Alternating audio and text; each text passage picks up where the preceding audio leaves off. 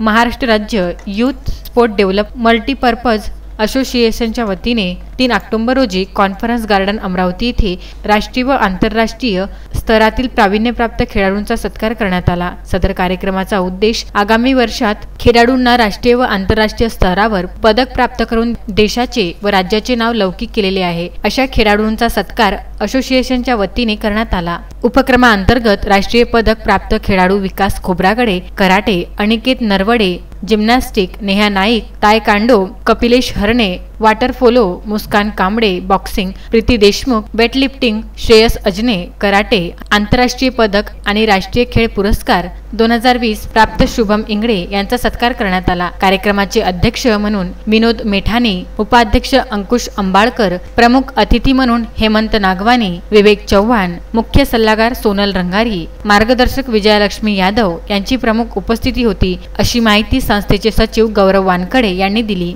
उत्तम ब्राह्मणवाडे, विदर्भ न्यूज, अमरावती।